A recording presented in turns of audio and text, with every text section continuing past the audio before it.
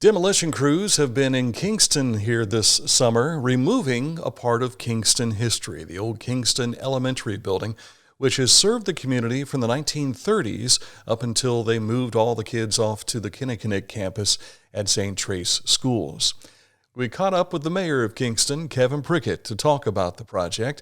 We'll hear from him next. A mower store with brand names, great selection, big inventories, and in-house service for what you want. Hometown Motors Incorporated is the mega mower store you've dreamed about. Representing the biggest names in lawn and power equipment, Hometown Motors Incorporated on Eastern Avenue in Chillicothe is the place to shop. Make Hometown Motors Incorporated your go-to when it comes to lawn and power equipment. You'll love your experience shopping with us. Visit us online or stop on in, 818 Eastern Avenue, Chillicothe. The school that's was standing behind me was built in 1936 and completed in 1937 for the Kingston School System. They used it at that time as an elementary. It replaced the school that used to stand right behind it.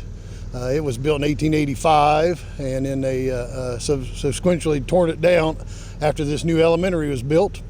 It served as an elementary for Kingston, along with an elementary in Yellowbud. It's since been torn down also. But the one here in Kingston served Kingston schools from 1936 until 1966, when Zane Trace was formed from Kingston and Centralia, the consolidation. And then for 3 years, from 66 to 69, it served the Kingston kids that went to Zane Trace. It was their elementary. And then in 69, they came down to join us. My class was the first class that went through all 12 grades at Zane Trace.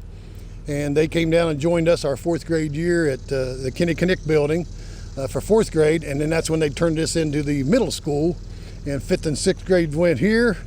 And then the seventh and eighth grade went up on the corner at the new high school. I say new high school, it was built in 1917. Then in 2000, when they decided they no longer needed this building and everything moved to the Kinnikinnick campus, that was the last bunch that was in this building, and therefore it was not needed anymore, and then the school ended up selling it, and that's where we're at. It's a shame that buildings like this have to come down. You know, this is kind of like anytime a little community like Kingston, a village, has a school in it, it's kind of the main heartbeat, if you will, of the village. And it was, I'm sure, a big deal when it no longer was Kingston in 1965 and 66, and that was a big thing, I'm sure. And but even then, we still had school here for many years. And then when they decided to move everything down to the main campus, it was a tough thing for people to see.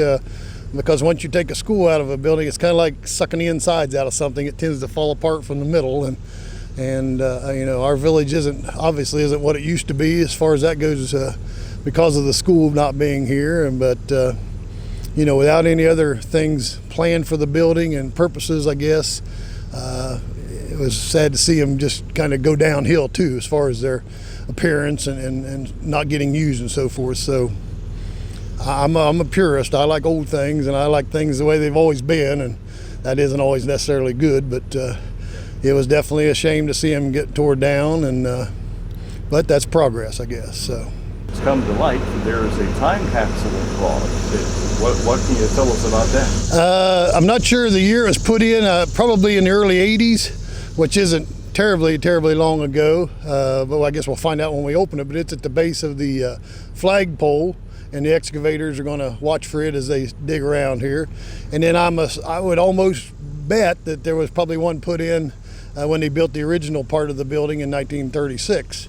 So as they go through the corners of the building, they'll be looking for that also, and hopefully they'll come up with something there, and we can find out more about them when we get them open and go from there. So Prickett says the back portion of the lot will become parking for Hill's funeral home, while the rest of the property is divided up into 3 separate plots for new homes. I'm Dan Ramey. Thanks for watching Litter Media.